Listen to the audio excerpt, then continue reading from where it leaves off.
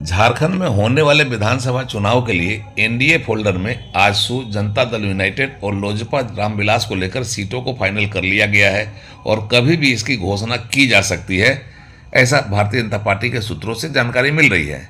उसके अंदर खाने से यह जानकारी छनकर बाहर आई है, मीडिया तक पहुंची है।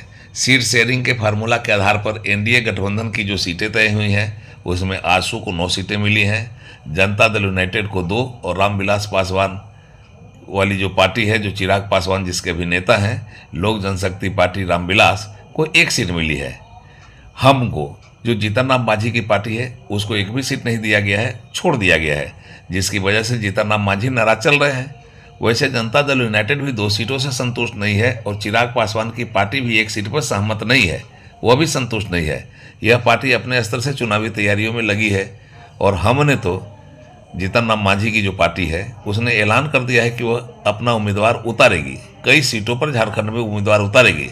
झारखंड में हम का बहुत अधिक प्रभाव नहीं है, पार्टी संगठन भी हम का बहुत सशक्त नहीं बन पाया है, लेकिन हमने या जीतन राम मांझी ने जिस तरीके से एनडीए फोल्डर से अलग हटकर अपने खुद की ताकत पर चुनाव लड़ने का ऐलान किया है, उसके बारे में कहा जा सकता है कि खेलम न खेले देम, खेलवे बिगाड़ देम। मतलब साफ है कि न हम खेलेंगे न खेलने देंगे, खेल ही बिगाड़ देंगे। इसका अर्थ यह है कि चुनाव रिजल्ट को प्रभावित करने की ताकत हम के पास उनके जातिगत वोटरों के आधार पर है। बहरहाल जनता दल यूनाइटेड भी 5 सीटें मांग रही थी, उसे 2 सीटें मिली है, जमशेदपुर पश्चिमी और तमार की सीट। संभावना यह जताई जा रही है कि जनता दल यूनाइटेड तमार से राजा पीटर को मैदान में उतारेगी तो जमशेदपुर पश्चिमी से सरयू राय को।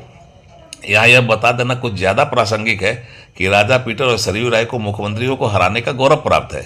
राजा पीटर ने तत्कालीन मुख्यमंत्री शिबू सोरेन, जो झारखंड आंदोलन की लड़ाई में सबसे आगे रहे हैं, उनको चुनावी मैदान में शिकस्त दी थी। तो सरयू राय ने झारखंड के पहले गैर आदिवासी मुख्यमंत्री रघुवर दास को चुनौती देकर जमशेदपुर पूर्वी सीट से पराजित किया था। मुख्यमंत्रियों को पराजित करने वाले दोनों विभूति अब जनता दल यूनाइटेड परिवार में शामिल है और चर्चा है कि दोनों को पार्टी इस चुनाव में आजमाएगी।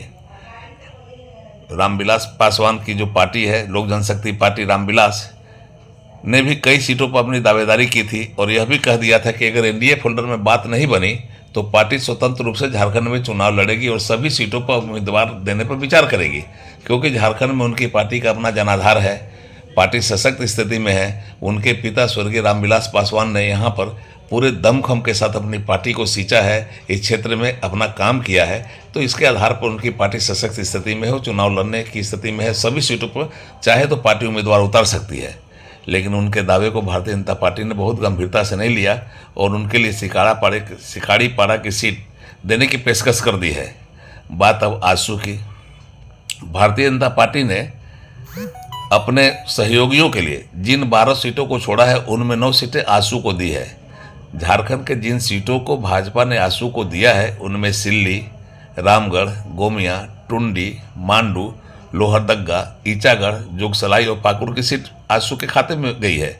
शेष 69 सीटों पर भारतीय जनता पार्टी खुद लड़ेगी और यह चुनावी लड़ाई उसके लिए उसकी सत्ता में वापसी की लड़ाई होगी।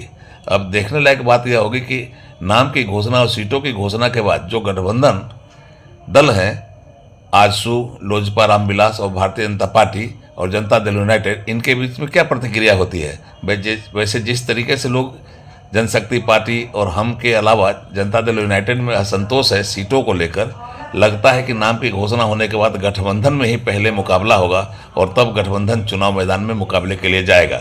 अब यह समय बताएगा कि मुकाबला किस तरीके का होगा। गठबंधन में नामों की घोषणा के पहले मुकाबला होगा, गठबंधन में नाम के बाद मुकाबला होगा और फिर चुनाव मैदान में कैसा मुकाबला होगा एनडीए फोल्डर में। उड़ान लाइव ब्यूरो की रिपोर्ट।